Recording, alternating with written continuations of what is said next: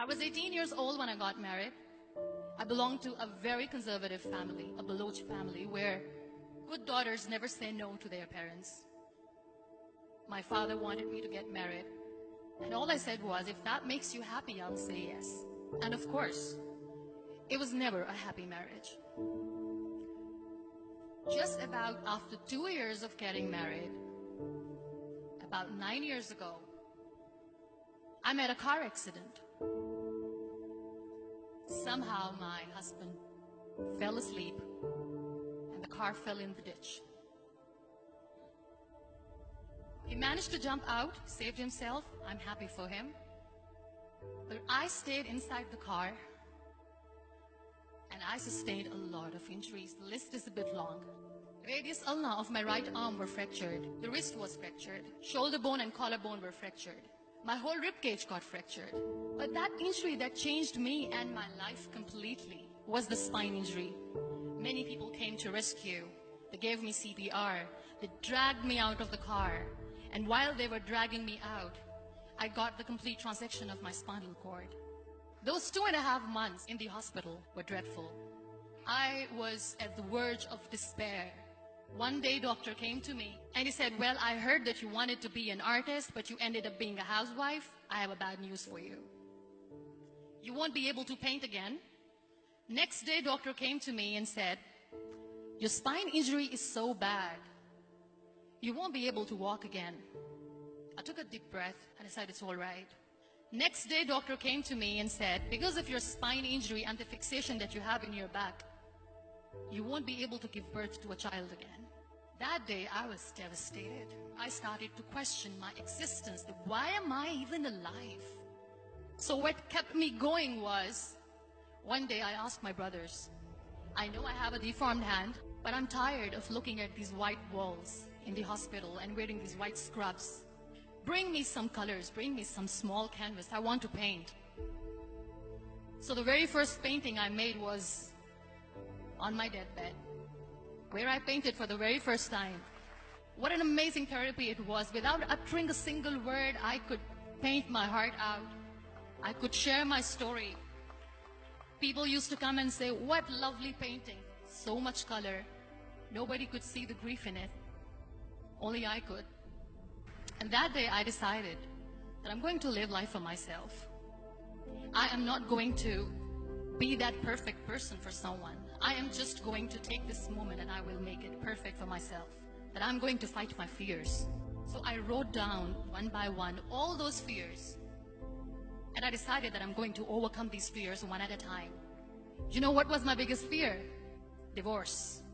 But the day I decided that this is nothing but my fear, I liberated myself by setting him free.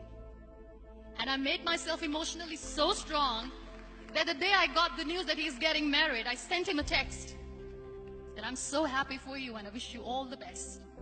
And he knows that I pray for him today. Number 2 was, I won't be able to be a mother again. And that was quite devastating for me. But then I realized there are so many children in the world, all they want is acceptance. So there is no point of crying, just go and adopt one.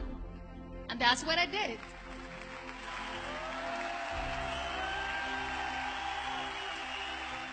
I gave my name in different organizations, different orphanages, and I waited patiently. 2 years later, I got this call from a very small city in Pakistan. I got a call and they said, are you Muniba Mazari? There is a baby boy and would you like to adopt? I could literally feel the labor pain. I said, yes, yes, I am going to adopt him. I am coming to take him home. And that day, Niall was 2 days old, and today he's 6.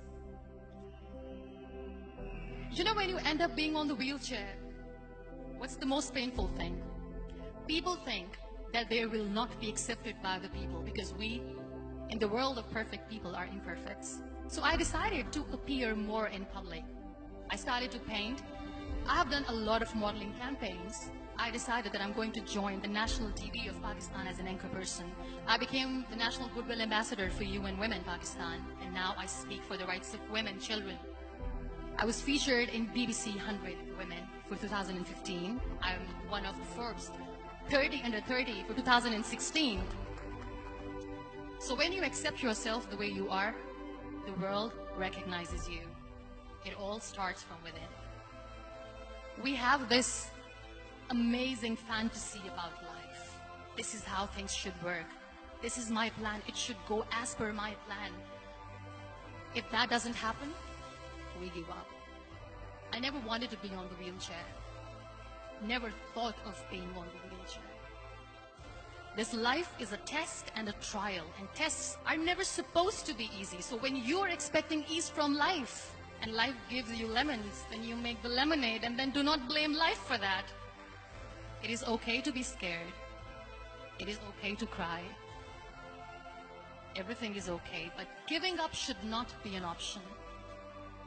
They always say that failure is not an option. Failure should be an option, because when you fail, you get up, and then you fail, and then you get up, and that keeps you going. Embrace each and every breath that you are taking. Celebrate your life. Live it. Don't die before your death. Real happiness lies in gratitude. So be grateful, be alive, and live every moment.